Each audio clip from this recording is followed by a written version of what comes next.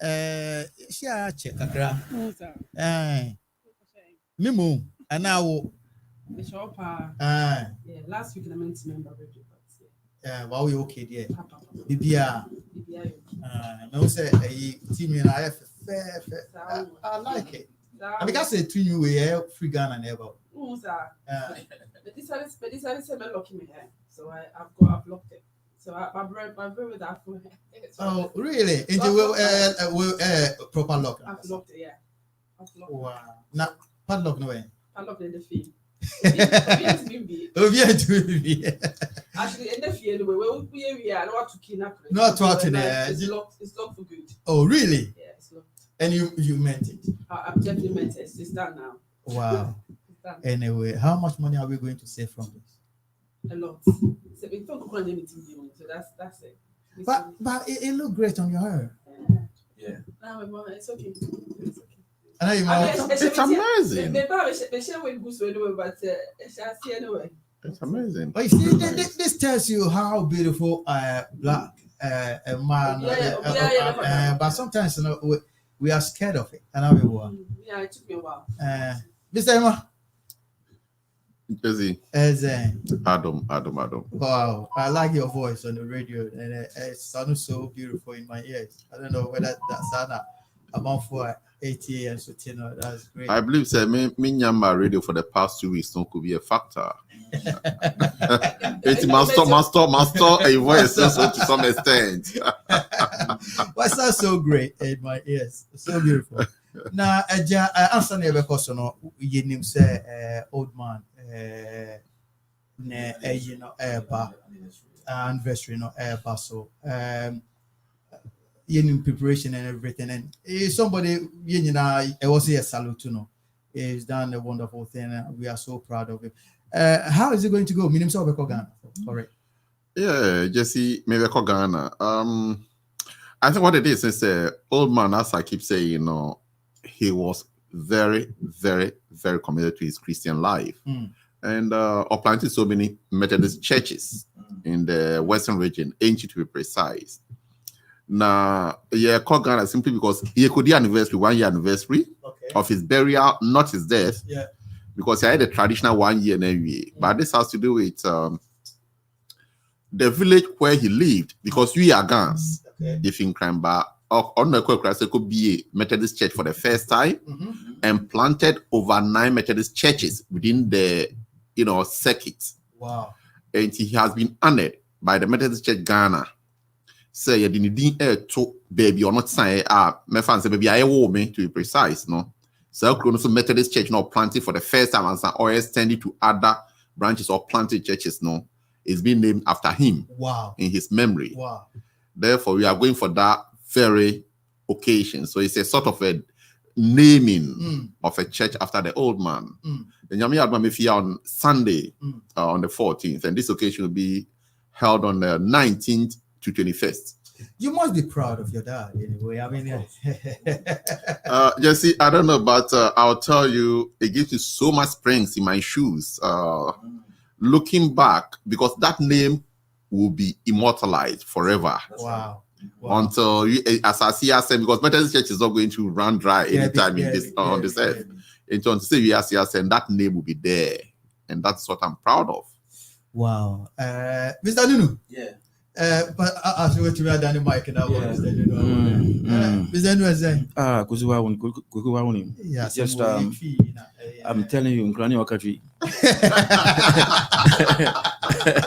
I know, but it shouldn't be difficult because at the moment in Granfun United. So, apart from that, I stayed in Takwa for about 5-6 years. My family is better than the tree, and I married one as well. Well, family is better than the tree. Yeah, in the and as I'm saying, I had one for my record, so I should be able to, That's why honestly I understand every single word of the tree and the family, but probably my pronunciation isn't that very, very good. That's why normally I don't indulge in it. But I'm okay. I'm counting the days, as I said. I'm counting the days to, my well-deserved retirement. Seriously. Mr. You don't look You don't look like someone who is going For retirement. for retirement. Seriously. You see, at 67 and 3 years to 70, when the Lord has blessed you with so much good things in life, I think you must be able to enjoy the I'm looking for I'll say only 3 years to 70.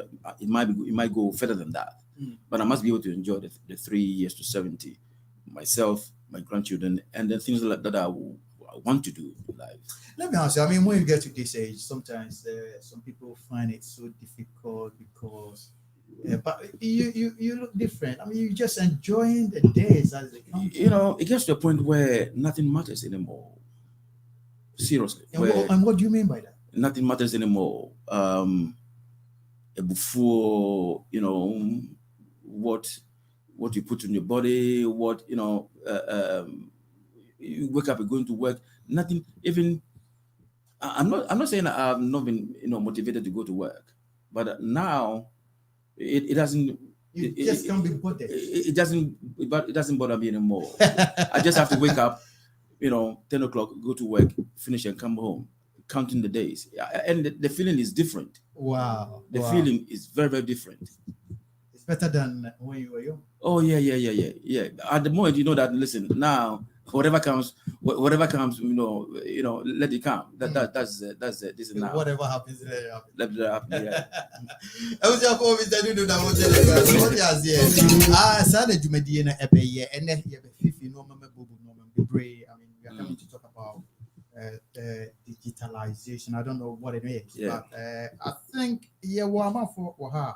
I said a bit free now the meaning will be made clear. You said Samyama and so eteho Kenya or no so I didn't hear everybody let me start from Mr. Nunu. Yeah. So Nunu,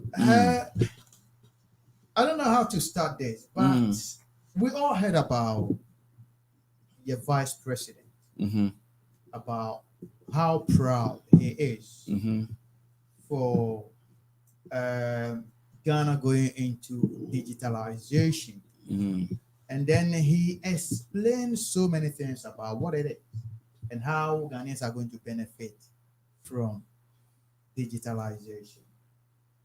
After that, you know, people know, say the world has traveled. And now we are in the computer world whereby you cannot do anything without a digit. You know, everything you do should start with a digit anyway.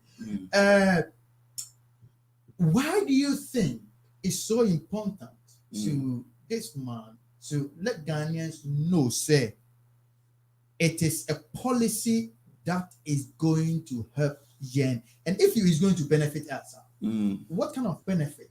Is it going to be a short term, a long term, or what? And is it something that we need now? That is what I want us to understand. For this man to say that is very, very what do you say? Is very proud that you know, is introducing this. Did he say that? He was very proud of that. That must be shameful. I didn't say that. The world is changing fast. Exactly. The world is changing fast. Whatever you bring on in technology wise is not to be proud of. You cannot appropriate the glory that goes with it. It is the world is changing, and you have to change with it. If he tells me, if the vice president tells me that no child is sitting on a stone on a block anymore, I'll be proud to say, listen, I agree with you. Be proud of it. The world is changing, and we have to change with it. Whatever you bring, whatever we introduce now, or whatever we employ now, has got to be something that it has got to happen anyway. We cannot be left behind. So, you know, Ghana going digital is nothing that somebody should take the glory for. There are so many things that you should do to be proud of, and not you know, Ghana going digital. No, the world has gone digital. We have Facebook. Listen, even our society is becoming cashless because the world is changing, and this is what happens to the world. Nobody will say it's going to take the glory or is going to take the accolade for doing that. No, That's a cheap. It's a cheap mean or cheap feat. I mean, if you say that now, are you saying, say, the world is in that phase already, whereby we shouldn't be proud? You have no choice. You have no choice. Indeed. Things that you have no choice but to let it happen, you cannot take glory for. Listen, what I'll be proud of, what I'll be proud of if this man comes to Ghana and say, look, they've now censored every single home, and every I'm sorry, use the word, every WC in every home is we're flashing it. That nobody that I would say yes, take the accolade for that. But when the world is changing and you have to change with the world even banks are closing down. All the banks are closing down because the world is changing and you have to change with it. So it is nothing that you have to take accolade for. You have to take the glory for. No, you cannot.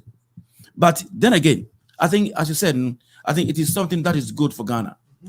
We have to change with the times. When the banks were closed down, when the banks were, what should I say? When the banks were closed down by the finance minister, it was a wake-up call. You're talking about Kendapa. Kendapa. Yes, it was a wake-up call that things are changing. No. Sorry. Overata. Overata. Oh, sorry. Overata. Yes. Overata. It was a wake-up call that look, the world is changing, and the fewer the branches, the lesser the robberies, the lesser the robberies.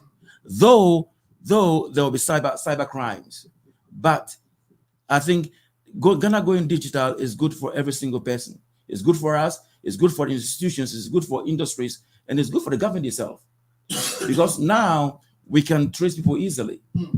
That if everybody has been, the data has been recorded. That is the way to go, and I think it will benefit everybody. Why do you think? Let me hold you over there, Mamimbusa Ashley. Why do you think the vice president chose this particular time to talk about this? Because if you listen to what Mr. Nuno is saying now, it's not something that we can be proud of. Even if you look at how the world has moved from where we are now, we are still behind. We are even late. But he still thinks, half a loaf is better than bread. Gyasi, I'm saying you're asking about the timing. I think if you look at the timing itself, I'm saying it's a matter of choice. In every presentation, you choose when you want to present your information to the world, because nobody knows what you are doing until at a certain point in time. So it's a choice is made. So for the timing, I will not go too much into the timing, but I would say what we have as a country is that the world is moving. Like Mr. Nu said, the whole world is going digital. Take it or leave it. It's Gyasi, some time passed. You can't say a watcher. The second clock, there are not machines they are running. They are all run by battery, so it's all digital. Everything is digital. We are here. People can see us from Ghana, around the world, simply because of digitization. Exactly. So it's a matter of the time is just up for us all to accept that we are actually going digital. But the point is, to what extent, in terms of the time, can we say we have to just present this as what I'll call sort of glory for a government in power at the end of the day? Gyasi, if you look at the whole story, in fact, I have read a few things, and most of the claims that were made by government has been proven wrong. Right. I was listening to a gentleman just this afternoon, and in fact, on a sister radio station. An argument has to do with Oyusu, a typical example of Aloteji Corps. When he was with NDC in 2016, how he lambasted Bawumia. And now the same person is saying Bawumia is the savior of Ghana. Bawumia's record beats that of Kwame Nkrumah. not Mananado, but Baumia, his record beats that of Kwame Nkrumah. And the question he is asking, and he say Baumia to me, I look to me back. It can't say Baumia record. It beat Kwame Nkrumah. That tells you how politicians think we are. And the simple answer was politicians see us as fools. Wow. Because we buy into anything they say. Wow. And you're right. And here we are. All I'm trying to draw is Baumia is making this comment as though, excuse me to say, we don't know how to read between the lines. Me are the 1 to 2 and draw conclusion. And it's unfortunate, said Gyasi, they have actually impoverished the population so much so say when they say all these things, last night almost some 20 cities, 30 cities, they'll still get a vote. The vote will come their way. That's what it is. Just when only says here it will be called a special prosecutor office for sharing money for him to be a Metro chief executive. Yeah. Yeah, we've heard about it. They know it. It is a game. They know it. All you do is more than pays can everyone swan. Yeah, that one everyone say come on some matches at Dakaba with them on some 100 Ghana cedis. I don't vote for us. And you know that the guy was the proposed or whatever MC, was fighting over 1,000 Ghana cedis. Oh, they are more independent vote to a man. 1,000 Ghana cedis. But you can just imagine that's so much money. Just because they've impoverished the society so much so say when they take maybe £1,000, $2,000, what's the son? He can serve all these people and make them happy, and they'll all vote for him or her. And then, Gyasi, to answer your question, the timing to me is not the matter, but it's the substance of the matter. At the moment, say you walk on for eco school, right? Gyasi. Yeah. Not say school or more corner, now digitizer. What are you doing? Gyasi, we want employment. In fact, I was reading about Boakun saying digitization is going to create employment. Gyasi, where in the world has computerization created employment? That is what we were going to talk about after moving on. We will try and but this analyze is a PhD holder. Yeah, the point that Dr. Kwaku coming out to say to make this point. Gyasi, me catch us me call me bank, right? Yeah. Me call do bank or no? Me call bank or in fact me call bank Tuesday. Man call bank or na me say call Monday me call do no. Me call jina counter na me check a counter a year. Not doing say counter na done machine. Where is that person? Where is that person? He's gone. Exactly. That's what it is. Yeah. That is what it is. So don't come and tell us say digitization is creating employment in Ghana. How many computer professionals we have in Ghana? Our employer us against the people you sideline because no, Mami answer now bet to us. Mami sure what he claimed to be digitalization, a creative one. People can sell from their kitchen on Facebook. They can do everything on social media. So digitalization has created job. And I've got a story over here which I will read for the sake say near all kind of Dr. Boakun. Dr. Boakun kind of. And when I read it, I thought, say, is it real? Okay. I'll say Dr. Gideon Boakun, the spokesperson to the vice president, has said digitalization is playing a critical role in the government's quest to reduce the rate of unemployment in the country, despite a contract claim by the opposition. Now, the communication director of the opposition National Democratic Congress, NDC, Sami Jemfi, has said that Ghana's challenges does not lie in digitalization. Of what use is this and that to the ordinary Ghanaian who is jobless and cannot even afford to buy a mobile data to access these digital platforms? He asked. Now, digitalization is good. It helps people to do things effectively with ease. The NDC Mahama administration has a superior record in the area, but digitalization is useless unless it is linked to the economic empowerment of the people, Sami Jenfi added. But reacting to the comments at a news conference on Friday, 5th November, Dr.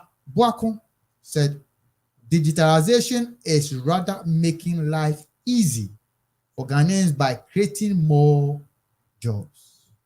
There's also the contention on how the digitalization can help create jobs or reduce the rate of unemployment. Someone even said, yepe ejuma enye digitalization. Now, we need jobs, and you are talking about digits. But I dare say that digitalization is making it possible for many jobs to be created in both the private and public sector. That is Mr. Dr. Kwaku. Think of what young university student, a graduate, who does not have the required startup capital to rent physical space or shop to ply her trade.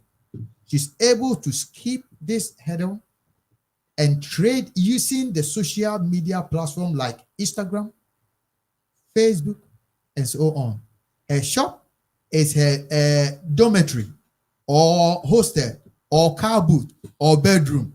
She is able to advertise her product, get orders, and receive payment through the mobile money interoperability with no hassle. There's something good over there, isn't it? Gyasi, let me tell you something. There is something good about you. Only tell this to the dogs, as Mr. Runu will use it. Tell this to the dogs, not to some of us enlightened people. Gyasi, selling things on Facebook, on whatever the platforms are not digitization. Okay. So what it is then? Gyasi, when you talk about digitization of an economy, right? It has to do with your ability to create what I'll call less human interaction in government or organizational activities. Like when you go here, now, look, if you go to the shops, I don't know if you observed, most of the people are leaving the tills. Now they are creating self-service tills. If you go to the banks, no, but that's what called digitization. He's trying to explain digitization. So if you go to the banks, that is that's why many bank branches are closing down. Right. So the general platform of Facebook and whatever for you to advertise is not digitization. Digitization is your ability to maybe pay your taxes to GRA, register your company with Companies House. Go to every organization within the country, government organization, without you being there personally. But things will be done just online, and nobody will come and collect bribe from you because you don't know what to do. That's what called digitization. But if you tell me Facebook, which has been created around the world, every stupid person around the world can access Facebook. I'm sorry to use the word stupid. But these are the realities. So Gideon Kwaku is taking us for granted as though you don't know what we are doing because we are in Ghana. We are not exposed. We don't know anything going on around the world. But let's be realistic, let's be factual and face the reality. We have challenges as a country, right? Sami, in this country, maybe a bank account, me co bank, me fee, not big bank account online, near the via Bremi. Because the system has been digitized in such a way, say, you need my address, you check my bank, you are checking my credit in the BIA on the system. You have bank card be your fee, may transact, may call bank order. That's digitization. And there's no contradiction between the information now or the amount. I mean, somebody was just telling me too, I know, I'm just trying to add to. Obi was telling me, and you said, he was able to apply for national insurance number online just 2 days ago. Because if he online or didn't details, he doesn't need to go to all these places, and they were able to check information on their to link to status in the country, and they realized that yes, or you're eligible. You qualify for it. That's what it is, Gyasi. That's what I'm looking at. Gyasi, I'm surprised. If Dr. Kwaku is telling us, say Facebook and whatever the other platforms is digitization for the country, then I'm sorry. Because you're internet or Ghana for years past. And people are selling already. And people have been doing this, over if not for decades. right? Yeah. For years, if not for decades. So you don't use that as an excuse. Let's federally say, if you are digitizing, we are making sure that the system becomes more efficient. It's not about efficiency. Efficiency is what we are looking for here, right? So at the end of the day, bribe, as we say, and now I can say, madam, you're down for a party call, say, yes, you own to me for more than 5 drinks from duty free shop. What of duty free shop? Duty free bags. I am managing their food play, no? Well, do Ghana, I see you can't take more than 5 drinks into the country. That's not the only You'll be charged duty. Yeah, in the he took 2 laptops. Said, oh, Obi wa akolano yeni pa chale. I say, oh, challenge nafakoma akola we mami. 2 laptops, just one for just doing and your brand new laptops. Oh, they coach it. And also some man fan. You know, so you I don't know. Obi, somebody was saying, said maybe a young Kasansuya fault. Maybe we don't understand digitalization. That's why they are telling us what it is. Gyasi, these are the points I'm making. If they can perceive, say, we can tell them anything and they will believe it. Let's say, example, I'm going to ask Anita the same question. What is the difference between digitalization and social media? There's a difference, isn't it? That is what we are saying. Is that the social media is there, the platform has been created already. But you saying Ghana is going into digitalization, it's a different ballgame altogether. But you're still making it look as if, say, it is you providing the social media platform for people to play on the social media platform. That alone makes you, feel say everybody in the country cannot think. And what you're saying is, and that's exactly that's the point I'm trying to make. That's exactly the point I'm trying to make. Because Gyasi, so share that honor. I'll tell you, Ghana has intellectuals. Seriously, Gyasi, I keep saying, sometimes my old age mates and people I know around the world who are inventing, not just administrative personnel like some of us, but are inventing creative people, right? They were Ghanaians. They went to school in Ghana.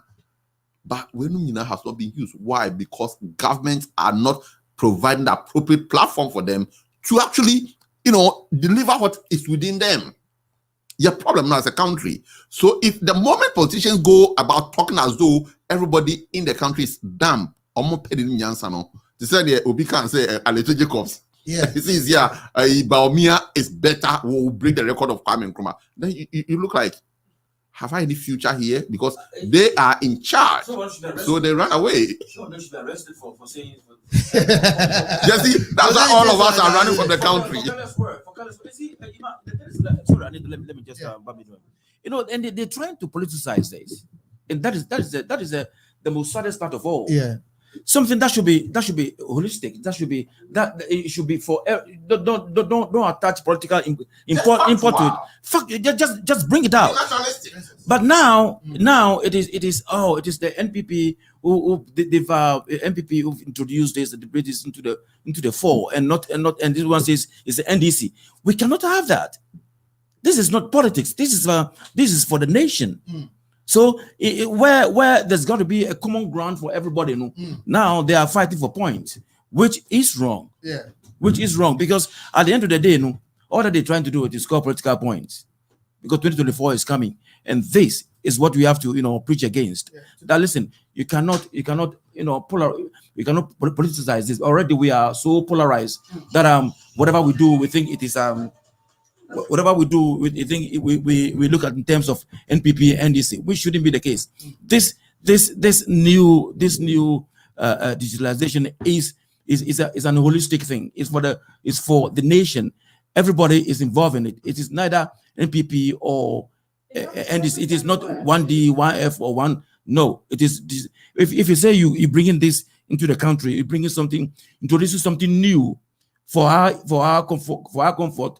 Then it's for the Ghanaians, not for NPP supporters or for NDC supporters. It's for all of us. In actual fact, now, from what all of us have said, Annie, I'll come to you, Pacho. From what you guys have said, now, it means they've brought the standard of the even word, and I said the process of the digitalization of Rama to the ground, because it's bigger than Facebook, it's bigger than Instagram, it's bigger than everything. It's not just everything is bigger than, and they are trying to say digitalization or mobile, it's like on the same level with, but there was a good thing. Say, maybe Mami Busani on this. Annie, have you read about the story though? Yes, I have. And they say, I mean, you're going to have e-passport, normal. There's communication going on, whereby in future, he didn't say now, but he's saying that in future Through this digitalization, we can travel to the world without our physical passport, and but you still have to have your card, and yes, I'm okay. well, it was now one anyway. So I basically what I kind of gathered was from I think we all know what's going on in Ghana. We know so like it's your current electricity ground or Ghana, right? The common basic things that the people need to get in Ghana and why the electricity is an issue, water is an issue. So I know that to add on to what Mr. Nuno was saying earlier, this should be the things as a will fix the problem in terms of making sure that 24 hours electricity, we are not using generators to survive. In at the moment now. I don't know how come someone because That's right. For me, because okay, it's for me, if you live in a developed or in a world that whereby we're developing in so many ways, and that's that common, common things that makes the country run and kind of effectively, yes. Effectively, it's water and electricity. Yes, we have that problem which we haven't been fixed, right? You manage to kind of this digitalization, yeah, come once anyway. It's as we all said anyway, it's a part of life anyway. At the moment, COVID has changed so many things. We've changed in so many ways in terms of how we work. I mean, at the moment, I would say like I'm not even required to be in the office if I don't want to go to the office anymore. But before COVID, anyway, it was like you need to go to the office. Things have changed, and what we all see is like in your mind when you say no, I thought someone of the baby bring conformity so no whatever is me can't join me and what does it mean to me? It doesn't mean anything. Nothing. Look at how advanced we are in the UK. You pop into your bank, even there's a bank in particular which they have in Ghana. I'm not going to mention the name, but they have the same one in Ghana. You go into it, you basically know. For me, I've seen that they developed so many, like not so many years ago, about 5-6 years ago, they've already brought these things anyway. And you have mobile online banking, you can go into your bank account and do all these things. And so you doing this process, and I said, trying to sort of step up to kind of meet what is happening in the world. And to me, you done nothing. You haven't done anything. You haven't done anything because it's not ready. Yeah, and then the one actually I don't understand. So to say increase employment, we all know that increase employment. What would that increase employment? Because people are going to, if anything, they're going to lose their job more because everything is changing. So, you just have to move on with technology. We move it, and so therefore you do things anyway. But when somebody's bored and dying, them things anyway. But me personally, I don't even understand. I don't even think my mom maybe understands what it means. You need dedication. You have to educate people why it's there. Yeah. What they can do, how effective that can be used. Yeah. That is not been said. They put CCTV around. I could see a CCTV there. Anyway. Where in Ghana? It doesn't work. It's one of it's one. What they are suffering with, don't know. But these things, they do things, but they don't tell the people what they are using it for. Whether it's on or off, And that is the situation that we have at the moment in Ghana. And it's like, but yeah, then that's all movie a step ahead. And that's what you be audience why big as yama. Then you remember what mom can somebody when we asked Mr. Ashley Kai, and then it was identified some of the things they said they've done or the first people to do in here is false. It's not what. But why should you claim you're the first to do it? Exactly. I mean, it is happening all over the world. If you voted for a government like that, then you should start thinking to yourself, well, what have they lied to me? If they're lying to me about this common things that you don't need to lie at, then why are you lying to me about this? Like about this too as well. So for me anyway, where we are going when we try to make ourselves look good about something that is just. It's a common thing that, we all move on life, the technology is moving, so you have to move with that. What does that mean?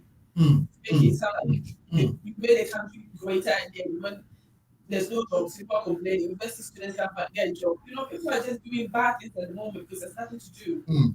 Okay, Ara, Annie, just to me, Sammy will learn, Sammy be to me, Johnny, Sammy to the boy.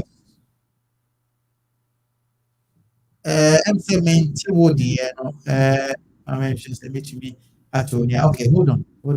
Kasana Michelle. Hello? Eh, eh, Ebedi. Hold on. Okay. I'll send another link. Hey, Pastor. Why? Okay. All right. Uh, interesting though. There was something that he said again on the same story. Yeah, Mr. Gideon. He says, um, Pastor 10. I have read through it, and my realize said, and for Subia and Shedden, you know, and I don't know whether a time is coming whereby we have to, but it's going to be good for deportation. If to me, what I've realized, and it's a now say need passport. Maybe young card no one now you go details to any system. So they can say can confirm so we can so they can, and that's exactly what he said. He said, if you are stranded anywhere in the world and you want to come back home, it is easy for them to bring you to Ghana. I mean, so what has that got to do What with? this thinking is about, what is that got to do with what makes Ghana so great with that anyway? I'm sure that in the developed countries anyway, once we live in, we things are changing every 6 months or a year or whatever. You passports are changing, they're making it more digital and putting things to make it more complicated for people to use. So when you say this, then what to me, you know, how does that benefit Joe Blocks? No, how does that benefit them in Ghana anyway? I'm not, don't get me wrong. I'm not saying it's not important, it's important. But the idea you have to be, as a government, you're supposed to be looking at is your infrastructure, your health service, your Education, education and about employment children, yes. of your country. Yes. But making this a big issue and making it look like we've done something great, I can't understand where they are going.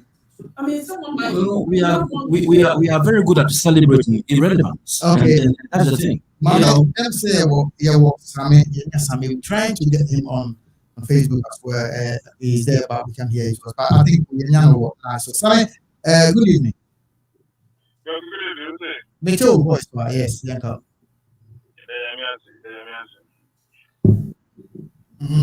Now, we are talking about digitalization, benefit, for Mr. Nunu.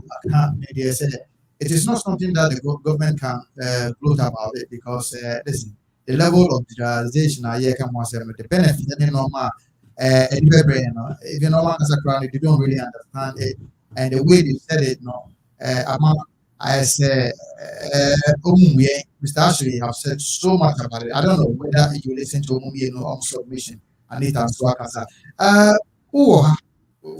Jenny, and then say, more field on digitalization and taking place. I don't know what kind of digitalization that taking place will be or if you can share with us and then you can relate that to what we need my kind of. I don't think Semi authority on the digitalization and the philosophy around it. But the general consensus and there is a general acceptance of what a digitized economy looks like, and therefore the definition of digitized. But when the controversy around this, it came to light because of the so-called specialist in this area, and it does appeal the own understanding of what they perceive to be a digitized economy. But it is very a general understanding of what kind of cost it can be categorized as the digitization of the economy. Now, when you say because of the controversy, let me say, beyond this, okay, but I'm finding the real definition of digitization. So I went into this website. They call them IT Plus. They normally provide quite a lot of information technology concepts, understanding of it. There's quite a lot that you can read about from this website. And this is the definition that they give to what digitalization basically means. So we're on the television, I mean, Oh yeah, just a few. yeah, I I see. said yeah, kind I see. Digitalization is the use of digital technologies to change the business model and provide new revenue and value producing opportunities. It is a process of moving to a digital business. So this is specifically in relation to a business. It went on to say that to digital something is to convert something from an analog into a digital format. An example would be scanning a photograph and having a digital copy on a computer. So digital preservation can also apply to born digital material. An example of something that is born digital is a Microsoft Word, which is also say who continue. There's quite a range of what the, the definition of what is perceived as digitalization. Because based on a small understanding of what I derive from that, and of course, the fact that we also have the opportunity to be in a westernized economy where almost everything has already been, digitized. The clear understanding is that when you think about digitization, it moves a bit closer to an issue where, if in terms of a business, paper transactions is minimized in a way, and it moves into a transaction where you don't use those sort of analog means of recording, and therefore there is an easy way that you can track and trace. So in our workplaces, where we all operate in a digitized work environment, because quite clearly things which are done in that such a way, so it makes it much easier.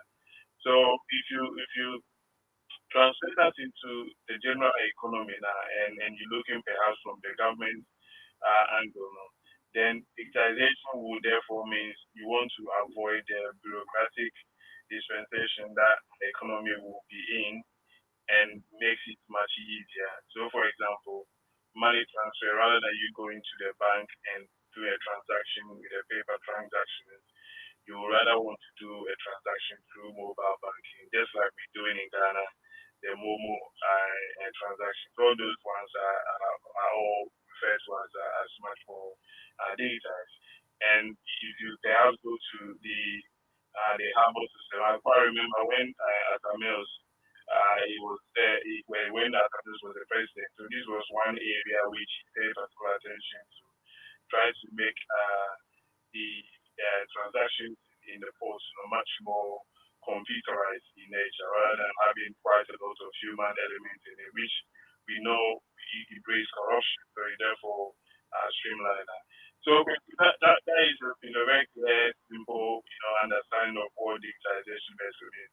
Now, you make reference to, and I think Clemens actually already touched on this when he mentioned about what the vice president's spokesperson, I'm not sure, is he a spokesperson or uh, was spokesperson, yes.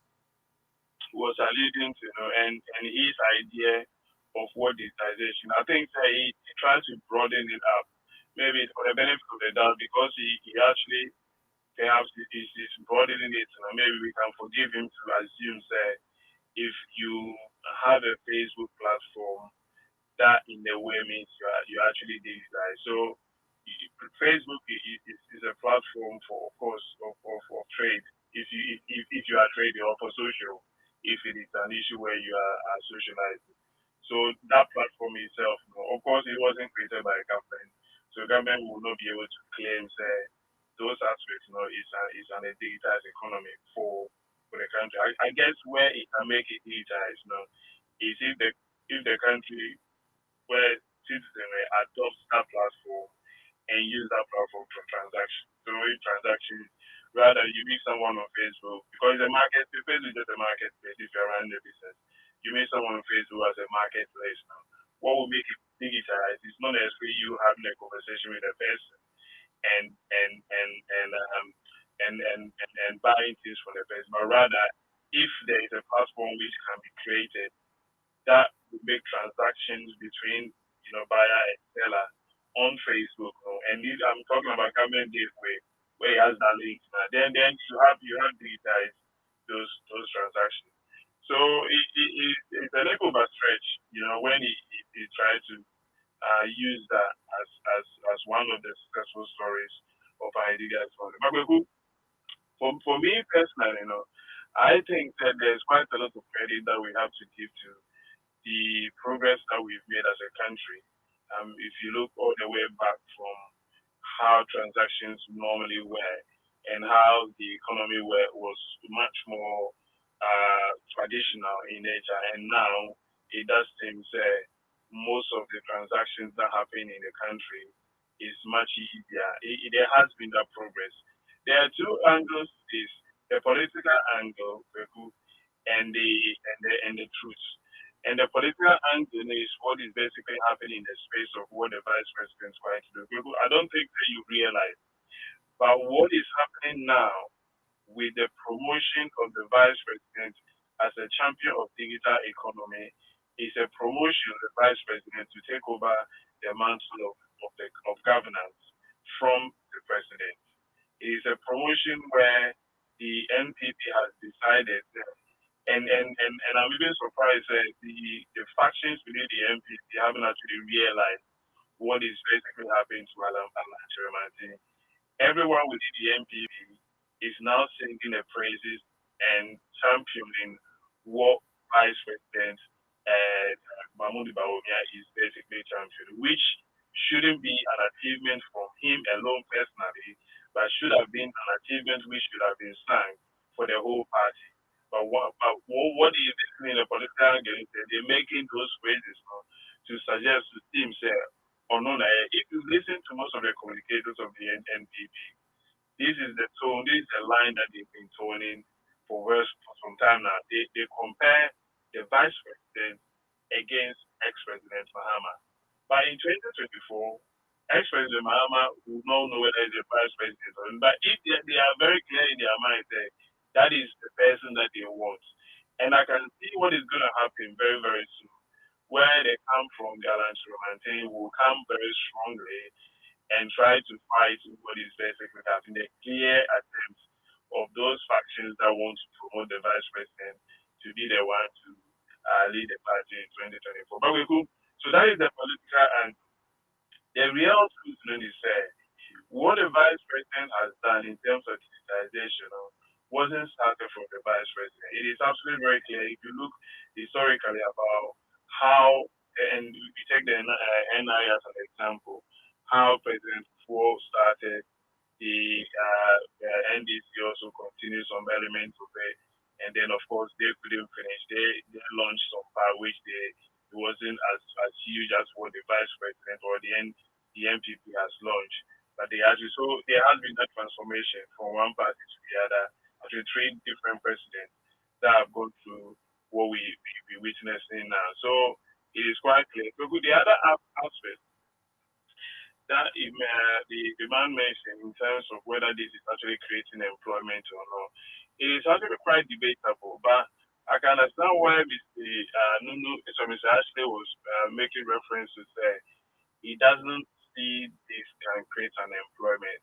It totally depends on how the digitization is going to be embroidered and how that digitization is going to be applicable in terms of the areas of the economy, because it is not actually a bad thing to have your economy in a way where things makes transactions or everything is actually made much easier.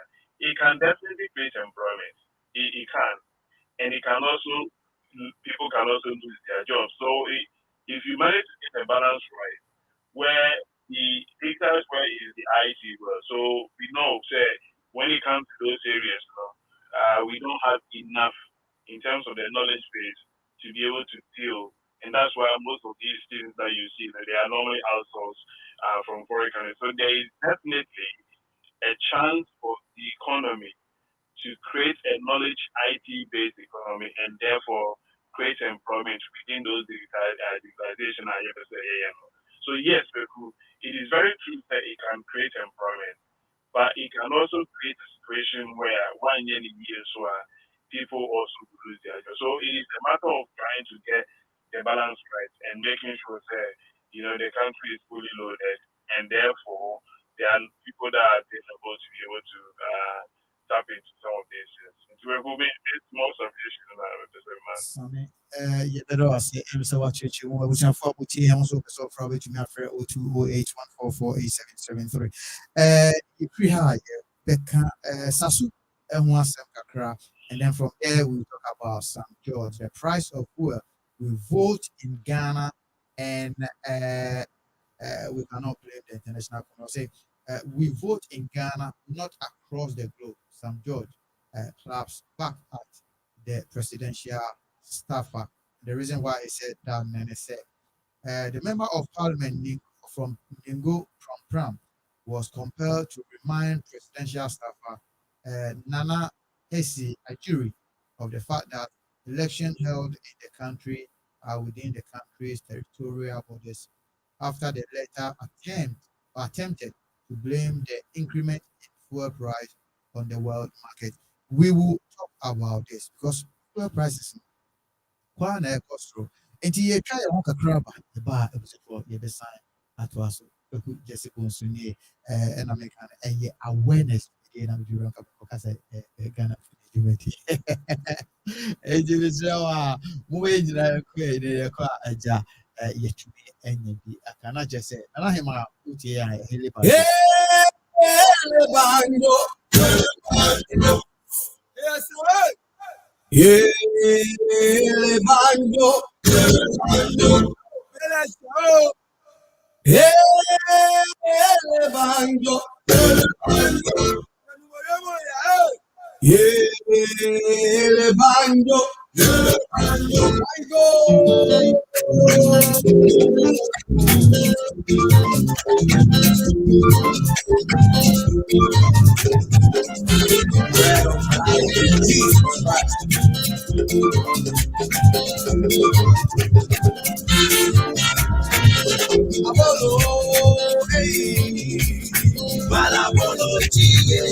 Okay, so for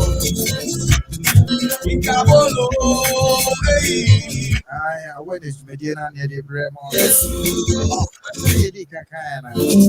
Say already I show say digitalization, a bit creative job. Not just say it be balancing a year, which be anywhere on can say digitalization and my job that the fact many say the choir year fast air can. Edi akyerɛ Ghana for na akɔyɛ sɛ ɛyɛ nnaadaa ɛyɛ Ghana for pɛ sɛ ɔmu sɛ saa nnɛte ana sɛ nte saa ɔnɛbɔ no Sasu okay mayɛ ntie Sasu two top lawyers clash over police arrest mandate. Now let me read the story. A private legal practitioner, Kofi Bentel, has clashed with a colleague lawyer and fixed the country's convener Oliver Darko on whether or not the police have the right to arrest any person. Mr. Bentel has asserted police have the right to make an arrest, but Mr. Ezebaka refuted the claim, saying there is the power to arrest and not a right. Mr. Bentel had told a journalist it is just not right for any person to assume any kind of immunity that effectively poses them above the law. In this particular matter, we think that at this point, the police have a right to arrest and to effect an arrest and to effect an investigation. If they think that they have to proceed, they will go ahead and proceed. If anybody has a problem, we will call back that person to court and vindicate themselves. Let me start with Mr. Ashley again. What is the difference between the right to arrest and power of arrest? Gyasi, let us say, I would say this is a very important one because this is a pure legal matter. However, I am saying you see a bit of my understanding. I think the right to arrest is that you have the right to arrest at any point in time. In that case, I'm saying if I say yeah, what we call At any time, no, you can just go ahead and arrest based on fact or evidence. And we say power to arrest is where you have to go and arrest, but that arrest must be based on what we think you are powerful. Therefore, you are powerful. You think that the person you are going to arrest is powerful, or no, you, the policeman or the one effecting arrest. If you have that power at any time to arrest, it's just my basic understand their own use interpretation. That'll be wrong to use the word interpretation, but my understanding of what they're trying to look at there as two legal luminaries, Ghana for the legal luminaries. But the point is, say what we are looking at here has to do with the story of Sosu. Kwaku may want a bit of a basic, I'll call it administrative opinion.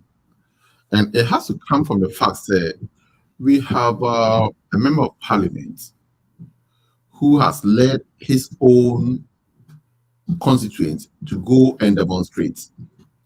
I've watched a video of him actually giving a position, an advice to constituents, as to how they should go about it. Your friend is saying demonstration. But the other side of it, they say this demonstration was conducted in the full glare of the police. The police were there, right? If they didn't do anything wrong, personally, from my basic men can say I'm not being legal here because I have no knowledge of the legal side of things. But administratively, when the police are there to cause arrest of anybody who misconducts himself in a demonstration. And for that matter, if you give me the decision, America say police were there and they had to do their jobs. I think the video came out long after the demonstration, but in the act, where were the police? And the answer is the police were there. Okay, the police were there. Okay, go on. Good. So, in my opinion, the police has all it takes to stop the act right in there and not wait to come back and come and tell their story of why and how they have to arrest somebody. Kwaku, let me give you an example. Krumha, look, me right before you enter my place, there's a school. On my school, say you cannot enter in front of the school. There's an entrance, a road to my house, St. Benedict, and you cannot enter that place between the hours of 8 and 8:45. You have no right to enter. I mean, if you are driving. You are driving, yes. Oh, driver. Kwaku, before then, you might take an example, before a notice by not a free, will be for any time. Then someone say, I'm not overspeeding or wholesale you, I don't know. But on a yellow notice the all, say between the 8 and 8:45, you cannot enter. After you can enter all the way up to 3 o'clock. 3 o'clock to 3:45, you can't enter. So just 45. Just for the school, yes. Just for the safety of school children.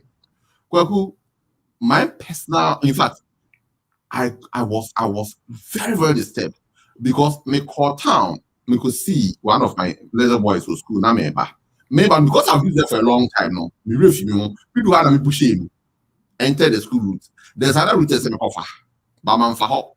It means that route. Make many partners so now there was no way I could come back.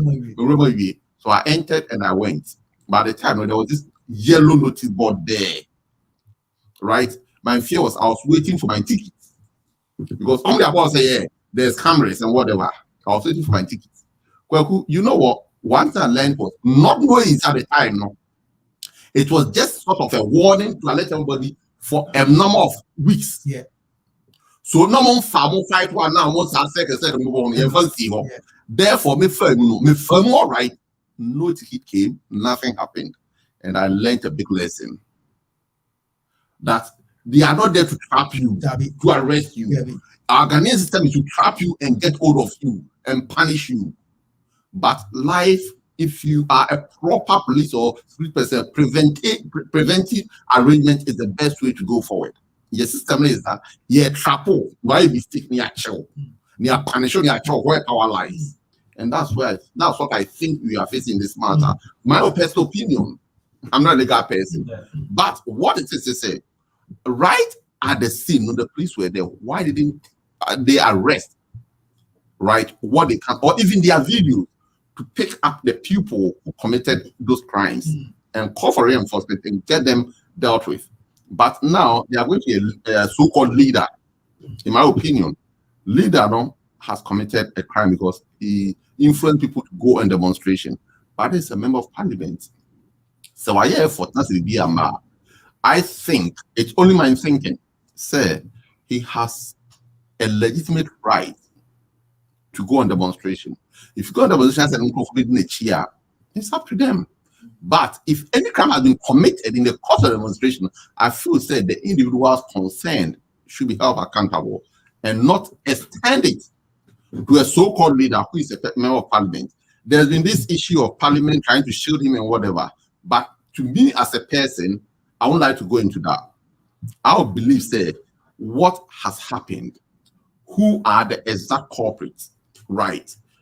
You may say a gang leader should be arrested of the gang members because the moment you get a gang leader, you've dealt with the matter. It's a school of thought. But I believe, say, this is just a demonstration, which is a rightful right.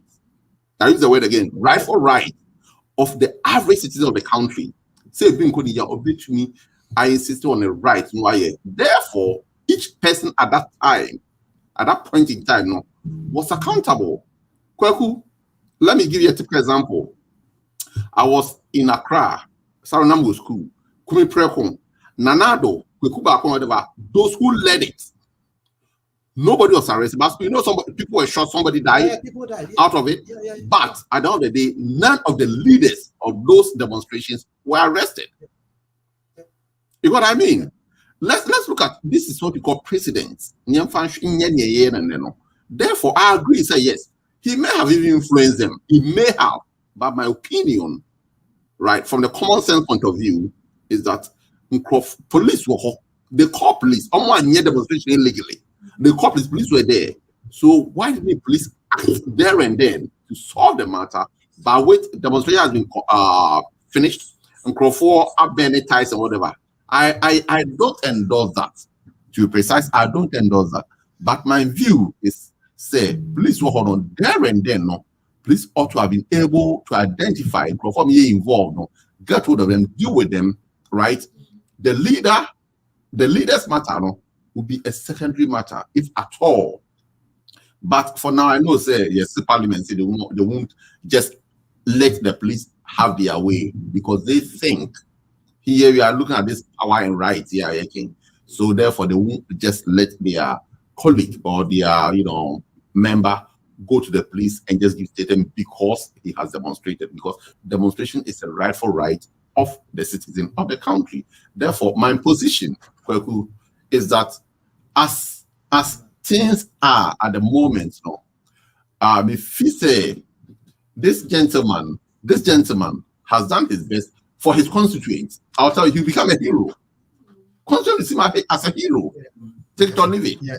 But the police ought to have looked at it from a different angle, in my opinion. Say, this is somebody who has gone demonstration. He's the leader of demonstration. But that doesn't mean, say police in Obeka say, yeah, Obeka say some sort of a coup, right? So influence to do things. But they report to the police. We gave them the right to go on demonstration. The police were there, right? And they were in charge of. They didn't have the overall view of what was happening properly. So separately, they went in. I guess I was going to say CCTV, but CCTV doesn't really work that much. And so, yeah. Your friend is saying, phone in crowd, what's your friend saying? Yeah. iPhone, a picture, I will phone you. If you say, digitization. All right. But Mr. Nunu, He's a parliamentarian. Yes. He's got, like Mr. Ashley said, he's got every right to demonstrate. Mhm. Every human being have got, I wouldn't say every human being, every Ghanaian Mm. has right to demonstrate. Yes. Whether you've been influenced by your leader or not, you have to be responsible for your action Yes. and your action alone. I mean, you cannot say that somebody influenced, like we say, Nanado is the president of Ghana, everything is not going well, or we are going to say digitalization and everybody push me outside and say, Nanado, what else is digitalization? I hear then. Can we do that? I mean, but anyway, whatever it is, do you agree that Parliament should shield him? Kwaku, as Ms. Ashley has just said already, we are not lawyers, we are not legal persons, but we are intelligent enough to to give our views on what's happening now. Kwaku, for the mere fact that there was a demonstration, that means that they sought permission from the police, and they were granted. They sought permission from the police, and the police granted them the day for the demonstration. The police, that's why they were there, and the police have every right to effect an arrest only when a crime is committed. And in this case, crime has been committed. what crime? Well, they were saying burning of ties. No. destruction of public I'm gonna say Not- that. not by the- We have to be very specific in what we're dealing with here. It's not just we're not in a police state where the police can just get up and go and effect an arrest because they want to do so. Fine. Did they commit any fraud during the demonstration? Their basis of arresting the child or the Susu should be based solely on a crime being committed by the guy during the demonstration. If during the demonstration the burning of tires and things were destroyed, they can call him and speak to him. But to say they are going to arrest the man for leading the demonstration and people burn tires, that is wrong. And listen, and as I'm saying, I'm not a legal person, but I fully support the Parliament not to allow police to have their way. I mean, Listen, if the guy- like Mr. Ashley was saying, that there are evidence that is coming up now that now they know he influenced people to go on the demonstration. No. You say And it's in the- say it properly. He influenced the people by telling them not to do the wrong thing. Well, yes, That's what happened. exactly. That's what happened. My And he said my he will lead, beef, he will lead the demonstration. leading is fine, but my beef is before you effect an arrest, there must be a crime committed. We want to know what crime this chap committed. If we know the crime that he committed, then we will support the police going in full handy to go and then arrest this gentleman. But what we are hearing now is all scapegoat. They want to show their powers. Listen, the police have the powers to arrest anybody anywhere, in your home, on the street, in your bathroom. If you want to arrest you, they have the powers to do that. Unless it's a crime committed. Unless there's a crime committed, and up to now, I don't know what the crime he committed. So what was my view on this whole situation was like with Francis Xavier, this guy. Let's be a leader to go and do demonstration, right? But there must be a leader for the demonstration. I think he was trying to guide them, don't do that. But you can't control everyone. Obviously, you can't. So unless you have a proof, say, or not Francis Xavier in a year, this particular one, how can you charge? Because as Mr. Nino before said on this panel, and obviously there's a demonstration, therefore it was allowed. Yeah. They seeked permission to do it, and it went ahead. Yes. Please make sure that they ever be same effectively. Make sure that we I mean, what advice so maybe they not to do some things, but they still go ahead and do it. You don't come after the mother because at times you can't be there. You know, he done his best, Yes. but unless the crime that they can't want to be happen, you have something to tell say, okay, evidence in the picture in the I saw you doing this. And otherwise, you find the person that did it. You don't go after the person. Okay, all right. He's not done anything. Okay, and yet police, almost humanity say they will charge you, arrest you and charge you and take you to court, and then the court will deal with the issue. Okay, Onyeshi, he's been charged as an MP. I think Onyeden, uncle, what is he afraid of? At the end of the day, he's not done anything. There's a difference. There's a difference between being called to assist with the investigation and then being arrested to take to court. The thing is, he's been charged. He's been charged. Charged with what? That is what I don't know. Who charged with what? If you are inviting me to come and assist in investigations, that's fine. I will come. But first and foremost, when you've arrested me, that means you've presumed that I have committed the crime. No, we got evidence, right? So then, not to say you got evidence in front of like, okay, we're not here. Yes, show me the evidence. That's why you've been charged for it. So I want to in court, and then that's different. That's different. Knowing I haven't done anything. I haven't done anything. What are you charging me for? Like, when we can't confide, I don't want to deliver, right? Yeah. Because I remember the first time I did it in Mitchell. You did it. I did it. I went to You saw the yellow box and you went to it. Well, I sat in it for a few seconds anyway. And I remember I got the email saying that you got number. And I was just like, oh, no, I didn't do it. And they're doing cleverly, like they know what they're doing, obviously, because some people are on our area. So they put the website if you want to see the evidence of it. Yeah. Okay, I got it. Yeah. I went in, my car was in there.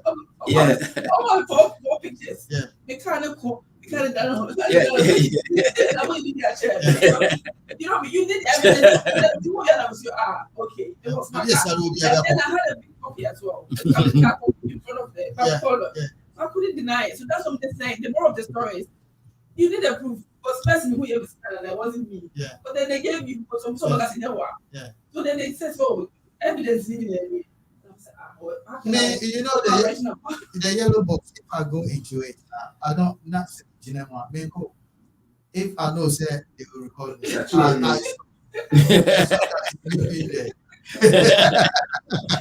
see some people who read the yellow box and they still rushing to come out. You already. Immediately I go into it, I just turn off my been there for more than 10 seconds. Without moving, yes. Yes. No. If there's a heading somewhere, then you can go there, you turn it, that's you moving. Yeah. All right, so Annie, what you are saying is they need evidence to arrest. Yeah, but also why accuse me of something, I've done something, I should come. Yeah. And I'm just thinking, but what have I done? But that's why before you go to arrest somebody, this evidence of everything that you've done. And therefore, this is why I'm charging you for it. That's what I mean. If the police come to your door to arrest you, they read it to you, say, or they say, we did this, we did it, and this is the reason why they read your right to you, and you know, you just don't say someone should come when there's no evidence. Obviously, we all know that the day was there among so many people. So what is so you have to provide it with the proof. But let me ask you this. Let me play the devil's advocate. Say,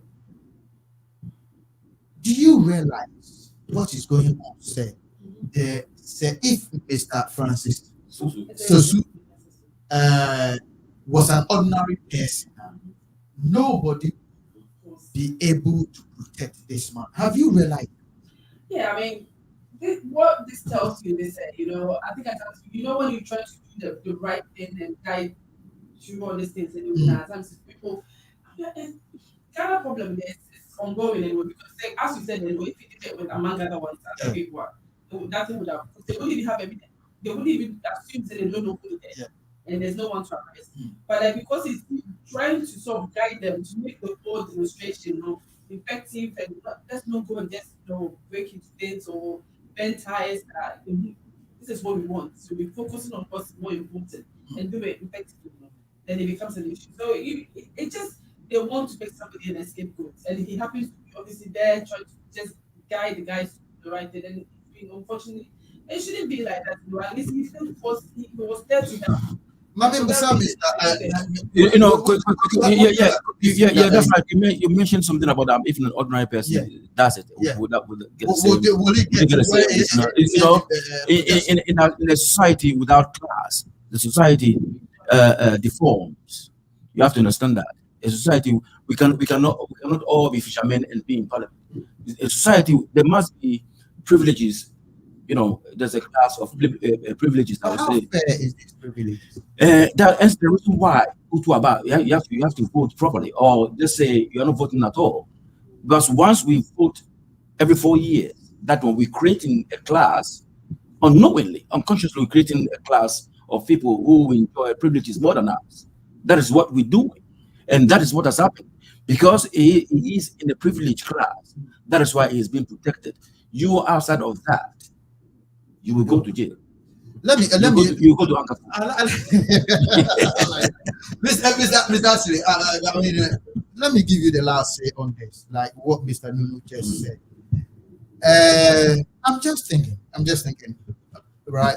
And Mr. Nunu is just saying, in a society where we vote, you know, there should be a class, you know. But I'm just asking, don't you think it's Mr. Sasu goes to the police and the police charge, they take him to court, and the court knows, say, in fact, what you've charged this man for, there's no basis at all, and he can't go to prison. We can't send him to anywhere. We can't punish him. Don't you think it will send a signal to the police, for the police to know, say, sometimes they have to put their acts together before they effect any arrest? Kwaku, thank you very much. I agree with your, you know, you said you're going to be the devil's advocate, and you have been the devil, indeed. You've been the devil. But the point is this: there are two sides to the coin. You see, where the law works and works effectively, many things will not happen, let alone for you to go and defend it. There's been false accusations, people have been in prison, even in America, for what they never did. I don't dispute the fact that there's a perfect situation on this planet. There's no perfection. However, just see, if you look at you use the word right and power. I told you, when it is right, in my opinion, the right is where you follow only the appropriate procedures and go to the last minute. But power is where you exercise your muscles and you can do everything because you have what it takes to do it. Right? In this case, Sosu, like you said, may have bodyguards who prevented. I don't know, but I think I hear his bodyguard has been, you know, is it sanctioned or something? Yeah, yes. the bodyguard has been sanctioned because he protected the boss, right? But that is his duty anyway. That is why they give them security personnel to protect them. So I said, it's a bit complex in my opinion. So to you think, say, I just want you to just give me your opinion on that. Say, he should go or he shouldn't go. Kwaku, let me give you an opinion. Let's just assume. I'm not saying it is the case, but let's just assume this security guard or police personnel who is protecting his boss. Now, they need somebody to call a boss, which Francis Xavier Susu. Yeah. So he's to protect him. And he is there. People come just because they are in police uniform or army uniform, and they say, "You're arresting your boss." He should let them take the person away. They could be armed robbers. They could be anybody. So his duty is to be accountable. Should such people take him away and he never comes back? So his duty is to protect him and get to the last bit where he gets to know, here I'm comfortable. And I think that's the role this gentleman may have played. If I were to be him, I would have played the same role. And what it is to say, or an ordinary person to say, me, Joe Blogger, what will happen is, but is that the right way to do things? That's the question.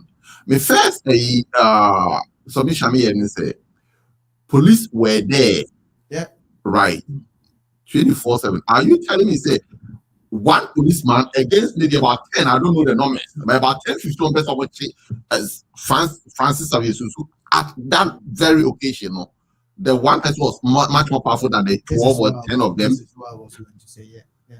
That is the question I'll ask myself. Was he more powerful than the 10 or 12 of them? Maybe he may just be a sergeant. And definitely, I believe, say, with a demonstration, there will be somebody they will call maybe superintendent who even give instructions. And police is a command institution, right? The police is a command institution, so you cannot just disrespect your boss in acts like that.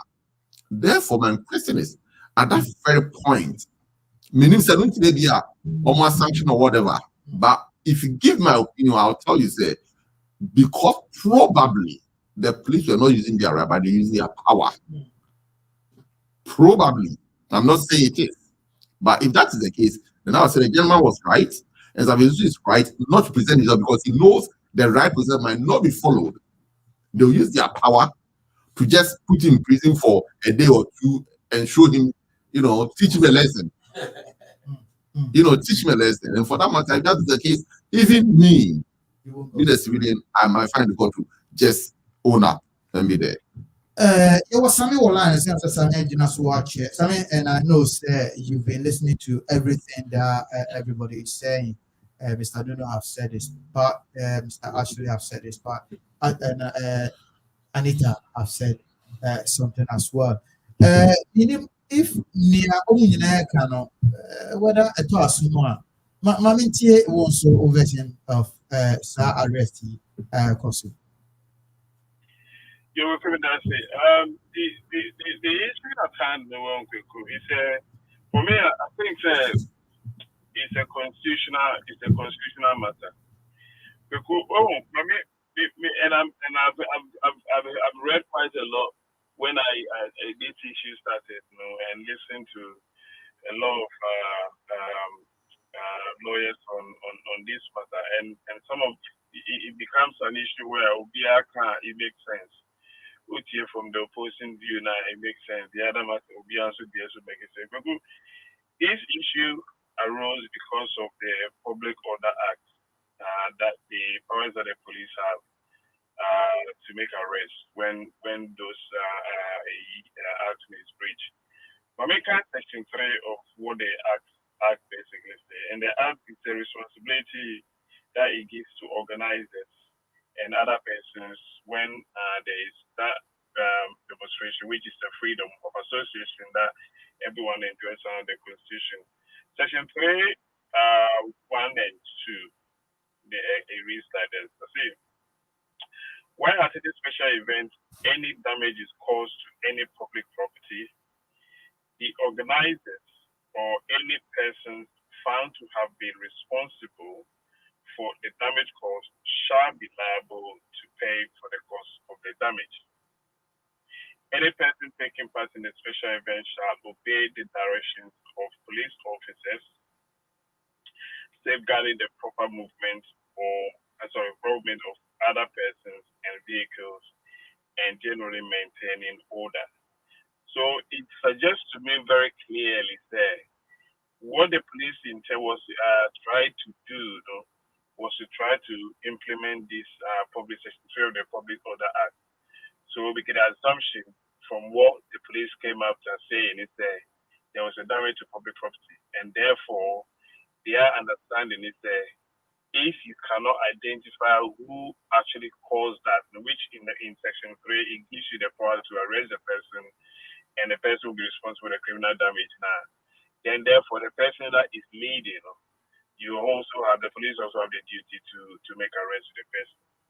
But it's very also clear this same Public Order Act, it conflicts with some aspects of the Constitution, which I've heard also being I've heard the minority, and not only them, a lot of lawyers also making statements in regards to that. Being can be Article 117 of the Constitution, which speaks about the immunity from service of process and arrest. And this mainly applies to a member of parliament.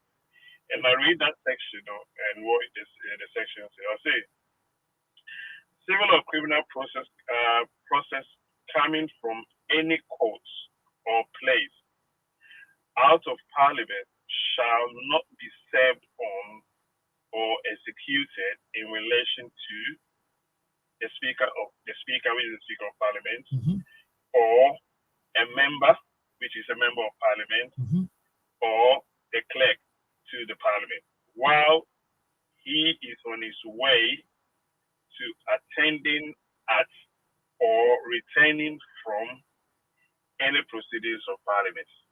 So we check that Article 117, that immunity that the parliamentarians basically enjoys. This is where the controversy is now coming from. A power of the police to make arrests under Section 3 of the Public Order Act and the power and the immunity which the parliamentarian enjoys in 117, which of course it means won't be arrested.